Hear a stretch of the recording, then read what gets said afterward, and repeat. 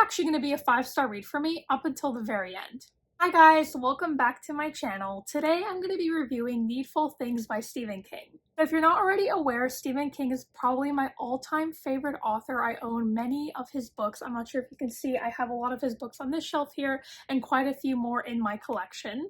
Stephen King is actually one of the authors that first got me into my love of reading. I'll never forget when I first read Misery when I was on vacation in Cuba. I definitely would not recommend reading such a gruesome story while you're on a sunny vacation, but ever since then I think I've just attached happiness and joy to Stephen King reading. So I'm very happy to finally post a review of one of his books on my channel, with that being Needful Things. I'm going to make this review extra special, and I'm going to incorporate both a spoiler-free section as well as a section for spoilers. So if you have not had a chance to yet read Needful Things, not to worry, the first little bit of this review will be spoiler-free, and I will make sure to signal when I hop into the spoiler section. In Needful Things, we're following the residents of Castle Rock, Maine, which is a really popular setting that Stephen King has used in a lot of his older fiction, like Cujo, The Dead Zone. It's already a familiar setting for those of us who are constant readers, and if you're not sure what that is, that's just referring to a little nickname that Stephen King has for people who read his books.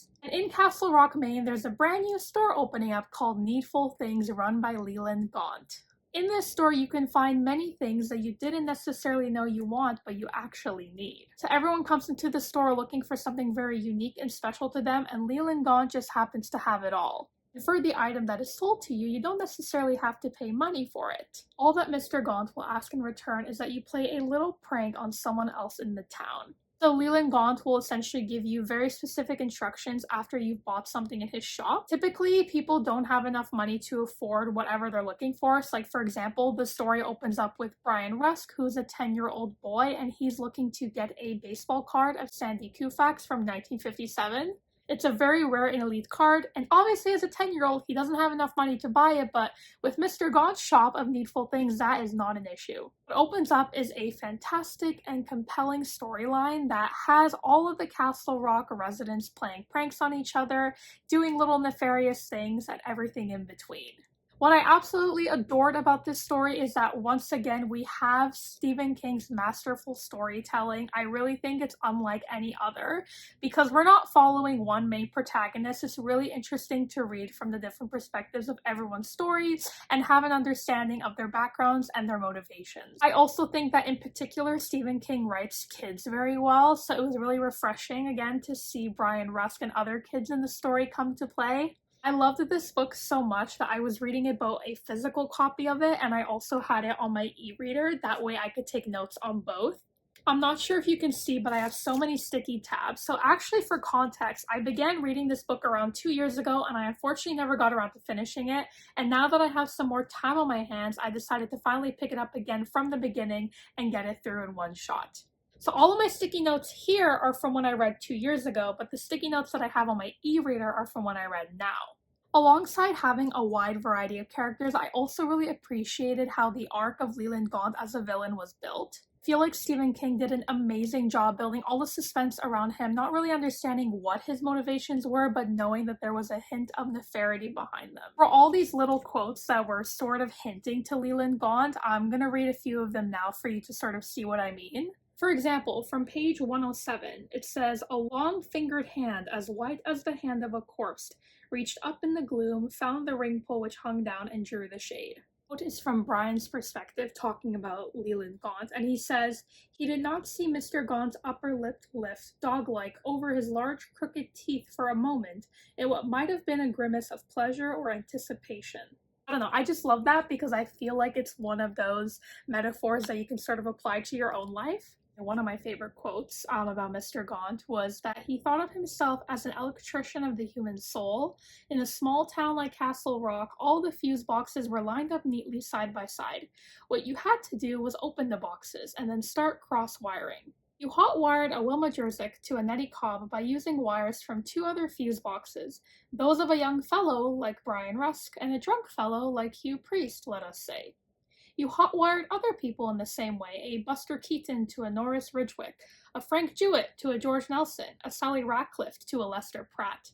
That quote, I feel like, perfectly exemplifies what the entire storyline of Needful Things is all about. I'm also going to read some general quotes that I really like that I feel like really speak to Stephen King's storytelling. So, for example, on page 20, it says that Brian carefully refolded his daydream along its creases as a man will carefully fold a well read and much valued document and tucked it on the shelf at the back of his mind where it belonged.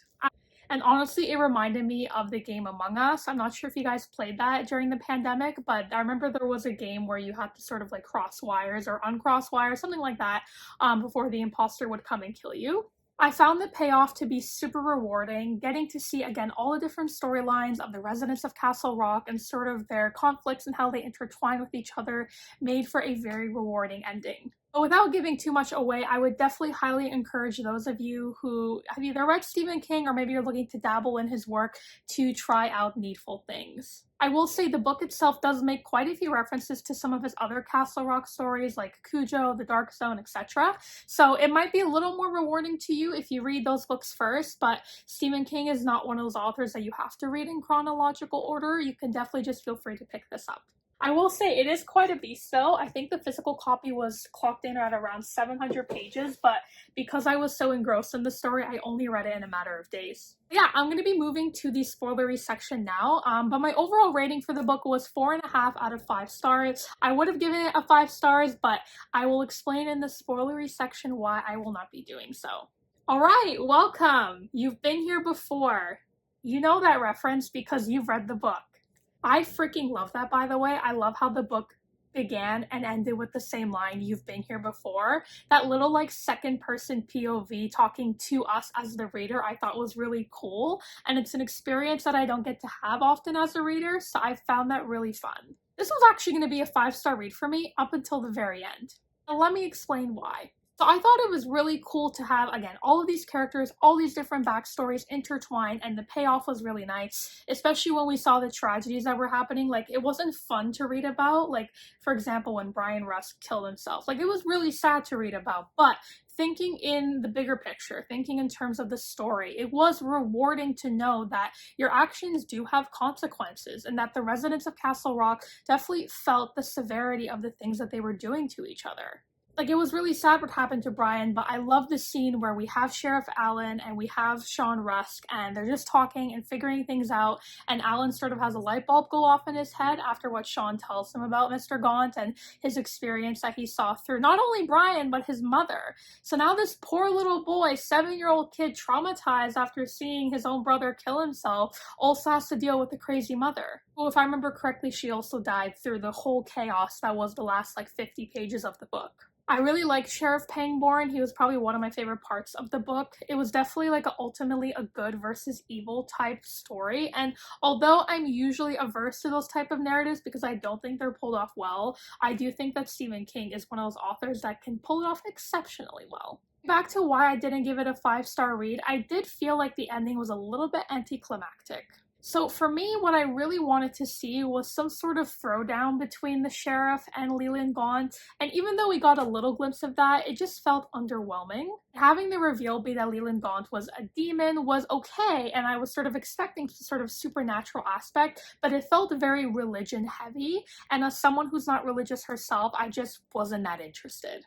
I completely understand and respect that Stephen King wrote this in a time where there was a lot more polarity, I would say, between religions, although that still exists today, without a doubt. I think that now conversations in politics are a little bit different than they might have been back in the 80s, I believe, when he wrote this. Also, at the very end, I was getting a little overstimulated with all of the different characters coming together. It was cool to have the short chapters sort of in bursts, where you would see Leland's perspective, and then you would see Polly's perspective, and then Alan, etc. So it really felt like you were watching a TV series and you were getting different angles from different cameras. Like, that part of it, I really appreciated it, especially like as a writer, I can understand that that's a really cool thing to do, but as a reader, especially when you just want to get to the end, you want to hit the climax and see what happens, I just felt overwhelmed. That's more a personal thing than any like knock on the book, but just something that I felt towards the end.